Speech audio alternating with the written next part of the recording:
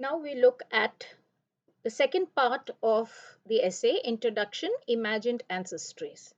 In this particular part, we're going to take a look at what background does she build to the study that she's going to carry out, and what are the theoretical framework that she's going to refer to or she's going to use during this research that she's going to carry out in the book. Okay, she says that she gives us a kind of hypothesis of what she proposes to do in the book. So, what she is planning to do is to explore the remaking of notions of gender undertaken by romantic, aesthetic, and Bloomsbury writers in the context of the anarchist feminist worldview that is surrounding them. So her idea is to, within the patriarchal structure, and even within that, the kind of worldview that is proposed for women, and how oppressive and repressive these worldviews are, how the entire notions of gender were still contested and reframed and revised and completely differently presented by the romantic, the aesthetic, and the Bloomsbury writer. So this is what she proposes to do. And for looking at this or for remaking this notion, she's of course going to use the two terms that we had explained in the first video, that is sapphic and the marian love. These are the two terms that she's going to explore, or the two kinds of love that she's going to explore in these three ages of writers. Now, she says that this particular study especially has been carried out in response to Terry Castle's call for focusing on the presence instead of the absence, plenitude instead of scarcity. Because feminist first phase of criticism especially focused on what was absent in the writings of the canonical works, and of course what was missing from the canonical works. So instead of that, now in the second phase, Terry Castle calls for looking at what is present instead of being absent, and what is available in plenitude, and how can that be looked at instead of looking for what is missing. Okay, so she's saying that is what she exactly found in through her search, that there was enough examples of sapphic and marian models in mainstream writing by women as well as by men. Okay, and that's the plenitude that she wants to focus on and show how sapphic writing or homosexual writing was not something that was left or on the fringes of the mainstream, but actually was in the process of continually engaging with the mainstream and changing the attitudes of the mainstream writing. Okay, and thus creating alternative models that have been celebrated in literature and culture in these three ages of literary writing. Okay, he is going to contest De Laurete's idea that public forms of fantasy regarding women's desire for women are unavailable and suppressed in mainstream literature. She's going to actually show through her book how it was always mainstream and not something that is marginalized or underground. Okay, and she is also going to look at how Western cultures hegemonically represented lesbianism as phallic pretensions or male identification, and uh, kind of denounced this particular concept of lesbianism by bringing in, instead of the phallic pretension, the concept of sapphic love, sorry, the concept of marian love, and instead of male identification, the concept of sapphic love. Okay, so these two terms will be used to replace the phallic pretension and male identification, which is what has been associated with lesbian writing by Western critiques. And she says she is also going to attempt to find ancestries of lesbianism and same sex love in literature and dominant art these centuries that she is examining. She says she's going to follow the path that Paula Bennett has taken, the kind of theoretical framework that she has used to attempt to write the biases of critical discourses on sexuality, including dominant queer theory discourse that invisibilizes the clitoris in favor of phallicism and or anality. So she's basically raising issues within the critical bodies, and especially the critical body that she belongs to, which is queer theory itself, because she writes from the perspective of a queer theorist. As a lesbian, she herself is writing from that particular perspective. But there is also self reflexivity in how her own critical theory that she's using, or the critical theoretical community that she belongs to, also in a way makes lesbianism invisible, because again within these structures also male bodies are dominant, and therefore instead of clitoris also having the same kind of space as phallic symbols, it is lost in this particular kind of theoretical structuring that is created, or hegemonies that are created within even queer theories. She is self-critically evaluating how do queer also look at bodies, and do women have representations in these theories also. And she says there is a clearly marginalization of lesbian experiences within these theoretical frameworks.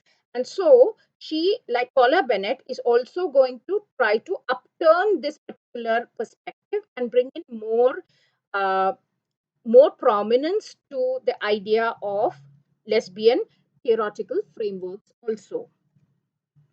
Okay. Then she goes on to look at the concept of heterosexist structures.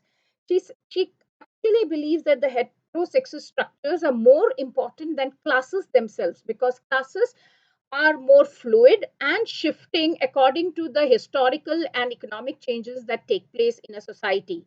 So within the same generation itself, you could probably see shift in classes and what is defined as classes in a society.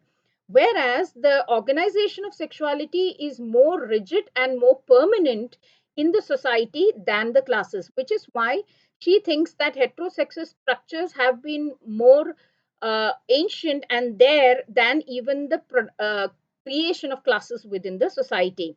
So she says, moreover, one more thing that classes cannot affect is how erotic and affective preferences of people are defined. Like, it does not matter that if you're from a high class or a low class or a middle class, whether you are going to be a heterosexual human being or you're going to be somebody who is homosexual. Within homosexuality, what kind of sexuality are you going to prefer generally is not determined by the class but by one's own preferences. Okay, so that is why also she feels heterosexual structures are more important, because they affect people's imagination and abilities within a society much more than even class does.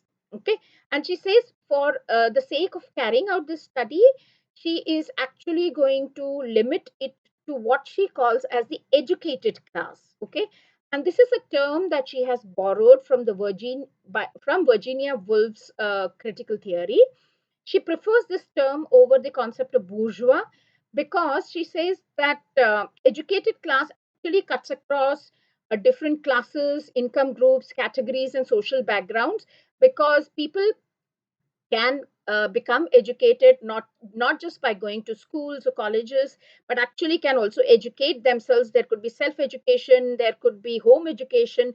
So there could be many different ways in which people actually educate themselves, and therefore this class is capable of including people from various backgrounds, and that would help her to and this would be a class that actually would have the capacity to read literature as well as produce literature, which is why she is going to limit her study to the educated class, which is the term she borrows from Virginia Woolf and uses about other classes like bourgeois and others.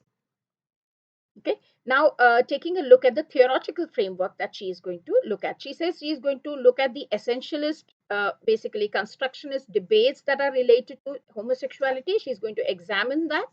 And she says, especially, she's going to borrow a terminology from John Boswell, who used the word homoerotically inclined in his essay Categories, Experiences, and Sexuality, where he examined Kinsey's scale and came up with the term homoerotically inclined. Okay, she says she's going to apply this particular term to the period of time in literature and as well as in human history, when the terms homosexual or gay was not used as a terminology for defining people who were who had same sex love, okay, especially in the 19th century and early 20th century. So she says in these times, when the three ages that she's going to look at, which is Bloomsbury writers, aesthetic writers, as well as the romantic writers, she is going to use the word homoerotically inclined rather than homosexual or gay.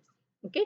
She talks about another critique, Judy Gran, and how she expands the idea of homoerotically inclined people, and by saying that they were not on the fringe or margin of the mainstream culture, but always on the edge of continual transformation, pioneering and influencing the culture's myth, values, interactions, and movements. Because of that, it has never been the case that they were actually on the fringes or they were ignored by the mainstream. Because if you look at the examples of some of the mainstream writers in especially in the Victorian age, who were punished for being homosexuals and who were considered great writers, from Walter Pater to others, you find that even though they were considered as marginalized or they were considered as queer, there was still conversations and debates and discussions about them in the mainstream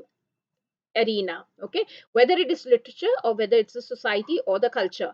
So never has it been the case that homoerotically inclined people were kept on the fringes. They were always on the edge of where the change begins, okay, and because of the continuous dialogue with the mainstream, they were also creating certain kind of changes in the culture and the society.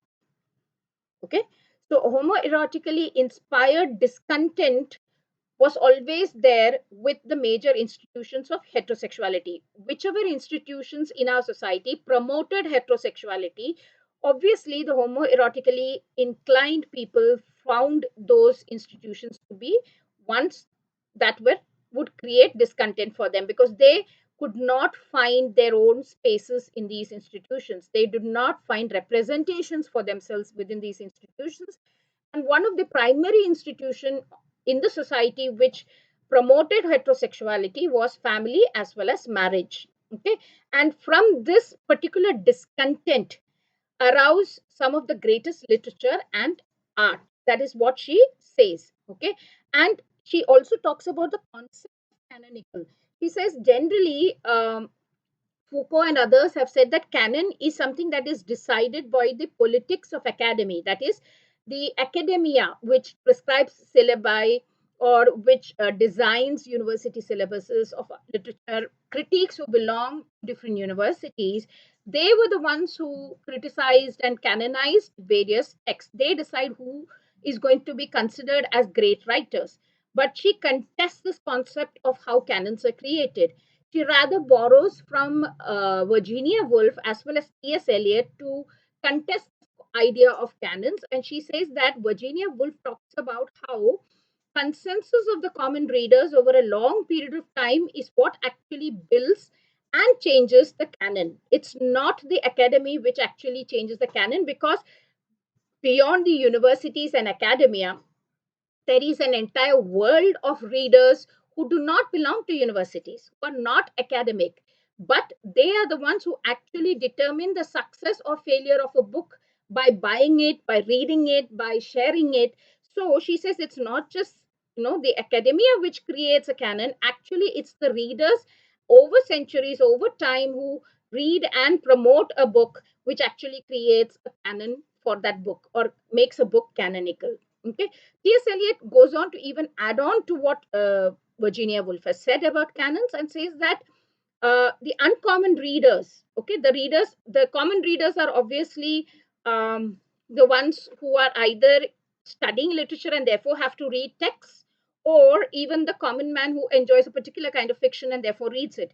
So beyond this, there is an uncommon reader also, who are basically other writers, okay, and these writers read these other books in order to find inspiration, in order to find genres they want to write in order to find ancestries that they can look up to, in order to copy or maybe imitate and mimic in their own writing. So they also help to build this canon by their interaction with the ancestral writers or by even contemporary writers. The writers who they considered as great and read and follow and probably even imitate in their own writings also help to create canons. So the whole concept of canon, which Foucault had made narrow, is actually expanded by Ruth Vanita by referencing to Woolf's concept of readers being the background or the ones who actually build a canon and change it, and T.S. Eliot adding one more category of readers to that particular kind of readers who make canons. Okay, so this is what we have in terms of background and theoretical framework in introduction, imagined ancestries. Okay, now we will be looking at the third video in order to understand further how she is going to apply the background and the theoretical framework to the three ages that she talks about, which is romantic, aesthetic, and Bloomsbury writers. How is she going to use this and read into their works? What are the other concepts that she is going to challenge and look at will be taken up in the other videos.